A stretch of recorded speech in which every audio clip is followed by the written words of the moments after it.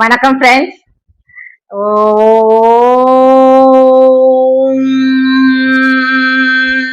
நம சிவாய. சிவபெருமான் தான் முழு முதற் கடவுள், ஆதி அந்தம் இல்லாத கடவுள் நம்ம அப்பன் சிவபெருமான் இல்லையா? திருச்சிற்றம்பலம் அப்படின்னு சொல்லிட்டு இருக்கோம். ஓம் நம சிவாய அப்படின்னு சொல்லிட்டு இருக்கோம்.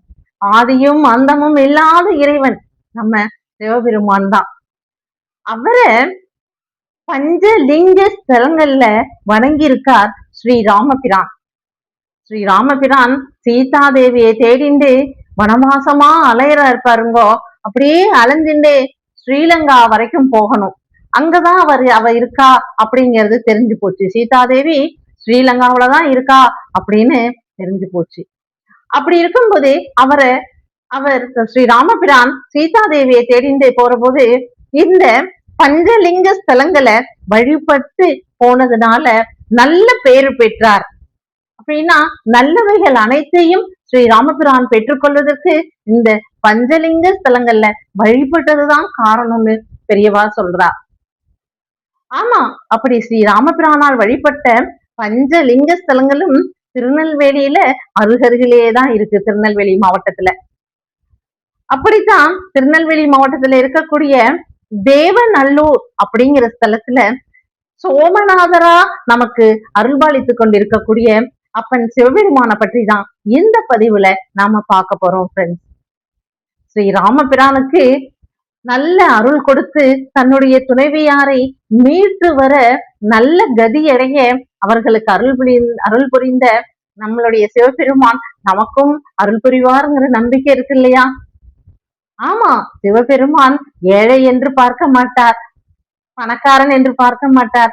யாராக இருந்தாலும் தூய ஆத்மாவா இருக்கா, தன்னுடைய திருவடியை அவங்க நினைக்கிறாங்களா, ஞான திருவடியில் அவர்கள் சேர்கிறார்களா அப்படிங்கிறத பத்தி தான் அவரு மனசு ஒன்றி வழிபடுறாங்களா அப்படிங்கிற விஷயங்கள் எல்லாம் தான் சிவபெருமான் பார்த்துட்டு இருக்கார். அப்படி நமக்கும் அந்த பஞ்சலிங்க ஸ்தலங்களில் உள்ள முக்கியமான ஒரு ஸ்தலமா இருக்கக்கூடிய தேவநல்லூர் சோமநாதரை நாம பார்ப்பதற்கு முன்னாடி ஜெயகௌரி ஜோதிடாலயம் சேனலை நீங்க முதல் முறையா இப்பதான் பாக்குறவங்களா இருந்தா சப்ஸ்கிரைப் பண்ணுங்க ஃப்ரெண்ட்ஸ். அதே போல பெல் ஐக்கானை கிளிக் பண்ணுங்க, லைக் பண்ணுங்க, ஷேர் பண்ணுங்க. நான் எப்பவும் சொல்ற மாதிரிதான் எப்பவுமே சொல்லிட்டேதான் இருப்பேன். ஏன்னா யாருனாலும் ஒரு தடவை நம சிவாயன்னு சொன்னா அதை நம்ம காதால கேட்டாலே அவ்வளவு புண்ணியங்கிறா. அப்ப நாமளே சொன்னா எத்தனை புண்ணியம் கிடைக்கும் இல்லையா? இந்த உலகம் உய்யவும் அன்பு அதிகமாகவும், அன்பு ஒண்ணுதான் பிரதானம் இல்லையா? அன்பேதான் நம்ம சிவபெருமானே. அப்படி எல்லோரிடமும் அன்பா இருக்கவும் நாம வேண்டிப்போம். நாமளும் அன்பா இருக்கணும், அடுத்தவா நம்மகிட்ட பேசும்போதும் அன்பா நமக்கு பேசணும். ஏன்னா மனசுல சந்தோஷம் மகிழ்ச்சி வர்ற மாதிரி பேச கத்துக்கணும் இல்லையா? அதற்கே யாருடைய அருள் வேணும்? அன்பே சிவமான என் அப்பன் சிவபெருமானுடைய அருள் வேணும். அதனாலதான் ஓம் நம சிவாய அப்படின்னு கமெண்ட் பண்ண சொல்றேன் ஃப்ரெண்ட்ஸ். வாங்க ஃப்ரெண்ட்ஸ், தேவநல்லூரில் உள்ள சோமநாதரை வழிபடுவோம்.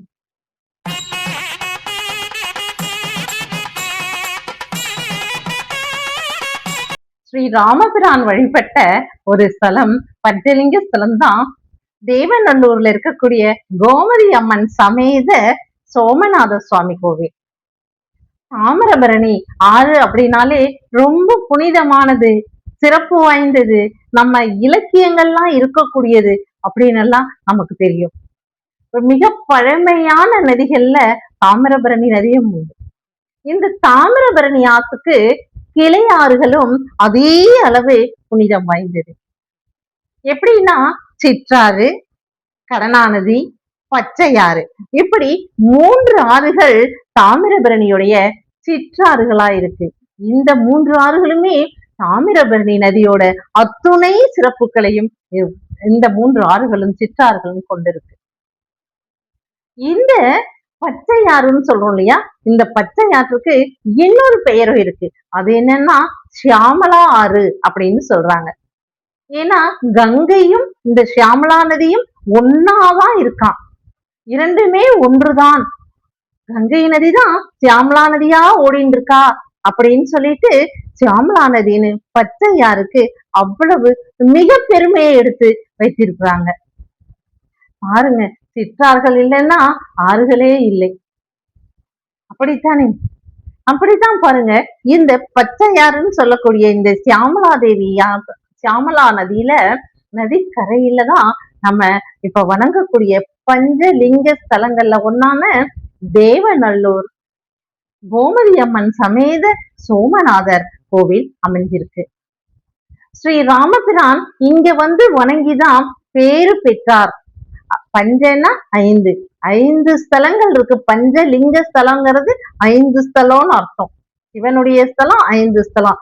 அதுல முதன்மையா இருக்கிறது இந்த தேவநல்லூர்ல இருக்கக்கூடிய நம்ம கோமதி அம்மன் சமேத சோமநாத சுவாமி கோவில். இந்த கோவிலுக்கு அப்படி என்ன பெருமை இருக்கு அப்படின்னு சொன்னா, இங்கேயும் எந்த சிவலிங்கமும் நமக்கு சுயம்புவாதான் கிடைச்சிருக்கு. ஆமா ஃப்ரெண்ட்ஸ், ஒரு 800 வருடங்களுக்கு முன்னால போனோம்னா இந்த பகுதியை எல்லாம் வீர மார்த்தாண்டன் அப்படிங்கிற மன்னன் ஆண்டு வந்தான். அந்த வீர மார்த்தாண்டன் அந்த காலத்துல மன்னர்கள் எல்லோருமே வேட்டையாட போவாங்க தானே. அப்படி வேட்டையாடுறதுக்காக வீர மார்த்தாண்டனும் ஒரு முறை போயிருக்கான். அப்படி போயிட்டு இருக்கும் போது அவர்களுடைய வீரர்கள், படை தளபதிகள் எல்லாத்து கூட தானே போவாங்க. அப்படி போயிட்டு ஒரு ஓய்வு எடுக்கலாம் அப்படின்னு சொல்லிட்டு ஒரு நிழல்ல எல்லாருமா அமர்ந்து ஓய்வு எடுத்துட்டு இருக்காங்க.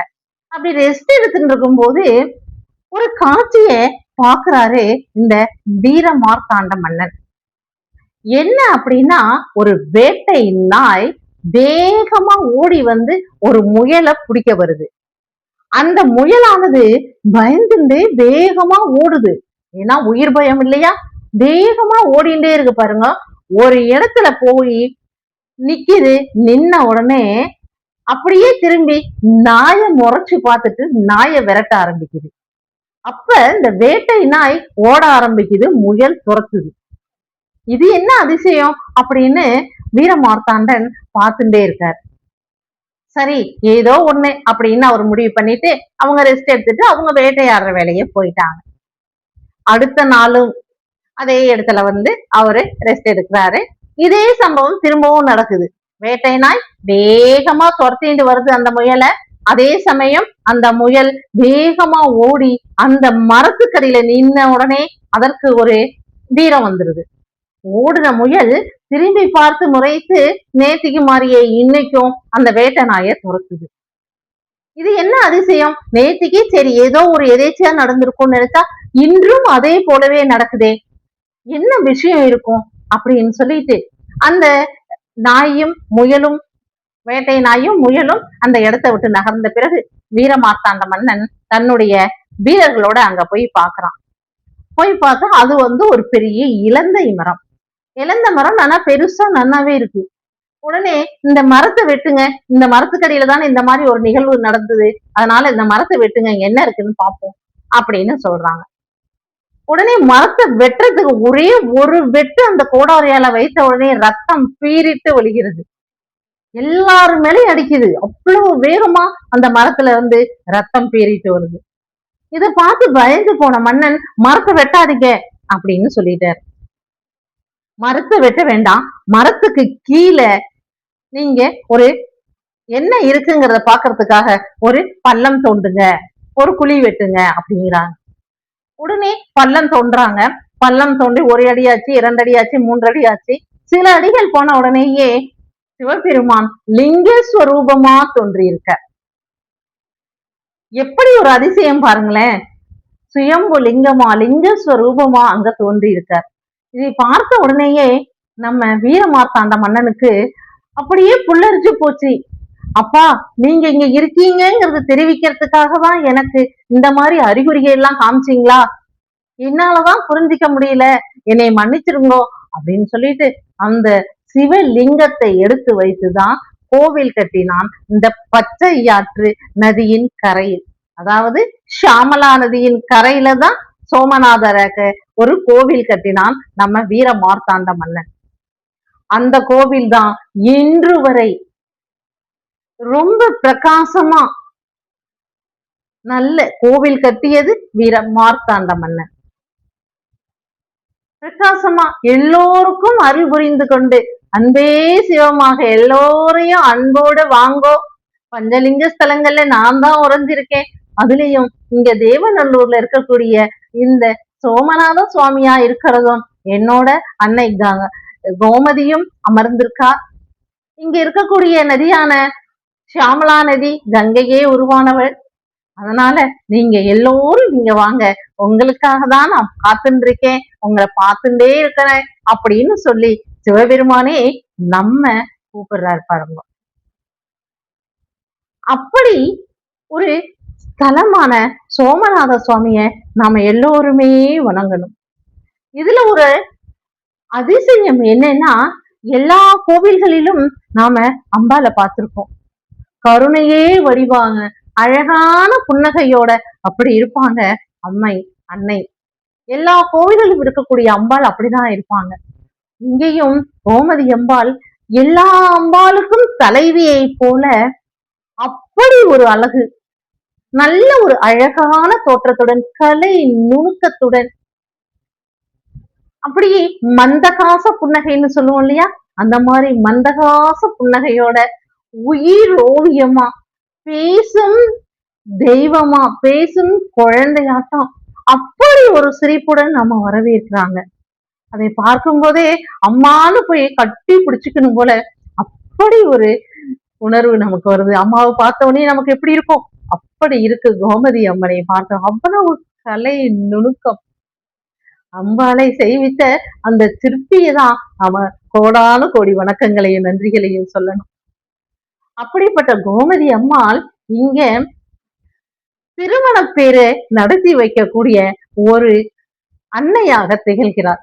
சுக்கிரதோஷம் இருக்கு அப்படின்னு சொல்றவா இந்த கோவிலுக்கு வந்து அன்னையை வணங்கி அவளுக்கு அபிஷேகம் ஆராதனைகள் எல்லாம் நடத்தி வைக்கும் போது சுக்கிரதோஷம் போகும் அப்படிங்கிறாங்க. ஐதீகமாவே இருந்துருக்கு. கோவில் கட்டப்பட்டது ஒரு 800 வருஷத்துக்கு முன்னாலே அப்படின்னாலும் இந்த இடத்துல இருக்கக்கூடிய 5 லிங்கங்கள், அதாவது பஞ்ச லிங்கங்களையும் வணங்கி ஸ்ரீராமனே பேர் பெற்றிருக்கார் அப்படின்னு சொல்லும் போது எவ்வளவு புராண கால கதை நமக்கு இந்த இடத்துல வருது. கோவில் கட்டப்பட்டது 800 வருஷங்களாக இருக்கலாம்னு சொல்றாங்க.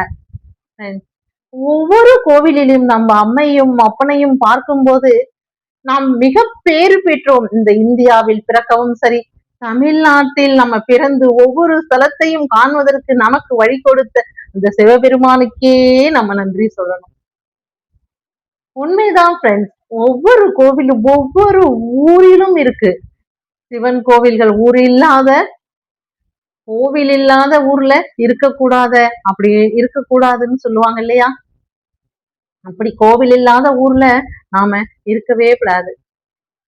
ஆனா கோவில் இல்லாத ஊர் எங்க இருக்கு ஃப்ரெண்ட்ஸ்? நமக்கு தமிழ்நாட்டுல எங்க வேணாலும் நீங்க போய் பாருங்க, எல்லா விதமான கோவில்களும் இருக்கத்தான் செய்யுது.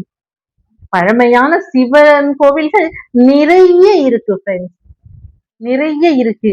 இன்னும் வழிபட செய்யாமல் இருக்கக்கூடிய சிவ லிங்கங்கள் இருக்கக்கூடிய சிவன் கோவில்கள் நிறைய இருக்கு ஃப்ரெண்ட்ஸ். மாற்றானுடைய படையெடுப்புனாலும் சரி, இல்லை இயற்கையான பேரழிவுகளினாலும் சரி, அழிந்த கோவில்கள்லாம் நிறைய எடுத்து கட்டணும் அப்படிங்கிற அந்த ஆர்வமும் நமக்கு எல்லாம் தோணுது. ஏன்னா எங்க போனாலும் சிவபெருமான் தான். அவரை வணங்குறதுக்கு நம்ம தமிழ்நாட்டுல பிறந்திருக்கோம் அப்படிங்கும் போது ரொம்ப சந்தோஷமா மகிழ்ச்சியா இருக்கு. உங்களுக்கும் அப்படித்தான் இருக்குன்னு நினைக்கிறேன். ஃப்ரெண்ட்ஸ், நாமும் ஒரு முறை அந்த அழகான கோமதி அம்மனையும் சோமநாத பெருமானையும் தரிசித்து ஸ்ரீராமன் பெற்ற பேரை நாமளும் பெறுவோம். நல்லவைகள் அத்தனையும், கல்யாண குணங்கள் அத்தனையும் நமக்கும் நிறைவேற, சுக்கிர தோஷம் போய் திருமண பாக்கியம் கிடைக்க நம்ம கோமதி அம்மாவையும் நம்ம சோமநாதரையும் அந்த தேவநல்லூர்ல போய் வணங்குவோம். ஓகேவா ஃப்ரெண்ட்ஸ்? அடுத்த பதிவுல சந்திப்போம். பாய்.